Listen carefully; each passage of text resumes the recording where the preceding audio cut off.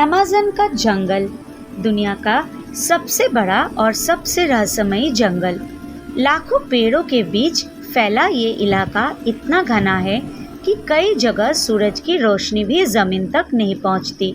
चारों तरफ हरियाली, अजीब सी आवाजें और हवा में एक अजनबी डर। कहते हैं कि अमेज़न सिर्फ पेड़ों और जानवरों का घर नहीं है, बल्कि इसमें ऐसे रहस्य छिपे हैं जिन्हें सुनकर किसी की भी रूह कांप जाए।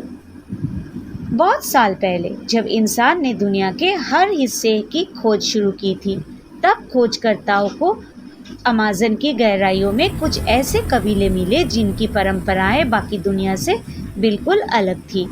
इनमें से कुछ जनजातियों का एक ऐसा रिवाज था जिसे सुनकर कोई भी दंग रह जाए। ये वो लोग थे जो इंसान को खाना कोई अपराध या पाप नहीं मानते थे।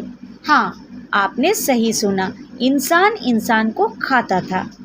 लेकिन रुकिए, इससे पहले कि आप सोचें कि ये लोग निर्दयी या हिंसक थे, आपको ये जानना ज़रूरी है कि उनके लिए ये कोई हत्या नहीं थी, बल्कि एक धार्मिक और भावनात्मक परंपरा थी।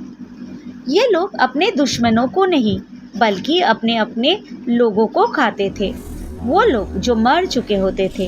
ये सुनने में डरावना लगता है, लेकिन उनके लिए ये प्यार और सम्मान दिखाने का तरीका था। अमेज़न के अंदर दो प्रमुख जनजातियां थी, वारी और यानोमामी। इन दोनों कबीलों का मानना था कि जब उनका कोई अपना मर जाता है तो उसका शरीर जमीन में दबाना या जला देना आत्मा का अपमान होता है। उनका विश्वास था कि अगर वे अपने मरे हुए साथी का मांस खा ले तो उस व्यक्ति की आत्मा हमेशा उनके अंदर जिंदा रहती है। यह उनका तरीका था अपने प्रियजन को कभी न खोने का। वारी जनजाति का मानना था कि जब कोई मरता है तो उसका शरीर धीरे धीरे सड़ता है और वो दृश्य आत्मा के लिए पीड़ा लाता है। इसलिए वे शरीर को आग पर पकाते थे और परिवार के लोग मिलकर उसका मांस खाते थे। उनके लिए ये शोक नहीं, बल्कि एक धार्मिक उत्सव जैसा होता था। वो मानते थे कि ऐसा करने से मृत व्यक्ति की आत्मा अपने परिवार के साथ जुड़ी रहती है और जंगल के आत्मिक संसार में शांति पाती है। यानोमामी जनजाति में भी कुछ इसी तरह की परंपरा थी, लेकिन वो शरीर को जलाकर उसकी राख इकट्ठा करते थे और उसे केले के सूप के साथ मिलाकर पीते थे। उनका विश्वास था कि ऐसा करने से आत्मा हमेशा परिवार की रक्षा करती है। यह सुनकर आज के समय में किसी को भी डर लग सकता है, लेकिन उनके लिए ये एक पवित्र रिवाज था, मृत्यु से परे एक भावनात्मक संबंध। सालों बाद जब यूरोपीय खोजकर्ता और मिशनरी अमेज़न पहुंचे तो ये सब देखकर वो हैरान रह गए। उन्होंने इस कैनिबलिज्म यानी नरभक्षण कहा और इसे बर्बरता माना। लेकिन जिन लोगों ने इन जनजातियों के साथ समय बिताया, उन्होंने जाना कि यह हिंसा नहीं बल्कि विश्वास का हिस्सा था। इनके लिए इंसान का मांस खाना नफरत नहीं, बल्कि अपने लोगों को अपने अंदर जिंदा रखने का प्रतीक था। धीरे धीरे जब आधुनिक दुनिया इन कबीलों तक पहुंची तो ये परंपराएं बदलने लगी।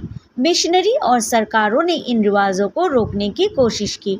स्कूल बने, धर्म बदले और आधुनिकता ने जंगलों में कदम रखे। अब इन कबीलों में ऐसे रीति रिवाज लगभग खत्म हो चुके हैं। वारी और यानोमामी जनजातियां अब अधिकतर शांतिपूर्ण और आधुनिक जीवन जी रही है। लेकिन अमेज़न के जंगल आज भी पूरी तरह खुले नहीं हैं। कहा जाता है कि वहाँ अब भी कुछ ऐसे हिस्से हैं जहाँ कोई बाहरी व्यक्ति नहीं गया। न वहाँ सड़कें हैं, न नक्शे, न मोबाइल सिग्नल। कई बार वैज्ञानिक और एक्सप्लोरर जब अंदर गए तो रहस्यमयी आवाज़ें और हरकतें सुनकर वापस लौट आए। कुछ लोगों का कहना है कि उन्होंने रात में जंगल के बीच किसी के फुसफुसाने की आवाज़ सुनी, जैसे कोई उनके पास आकर उनका नाम पुकार रहा हो। कई लोक कथाएं भी है जो कहती है कि उन पुराने कबीलों की आत्माएं अब भी जंगल में भटकती है। जब हवा पेड़ों के बीच गुजरती है तो वो आवाज़ें किसी के नाम जैसी लगती है। शायद वो वही आत्माएं हैं जो अब भी अपने परिवार को ढूंढ रही है। जंगल के अंदर इतनी गहराई में कुछ इलाके ऐसे हैं जहाँ दिन में भी अंधेरा रहता है। वहाँ अगर आप जाए तो आपको लगेगा जैसा कोई आपकी हर हरकतें देख रहा हो।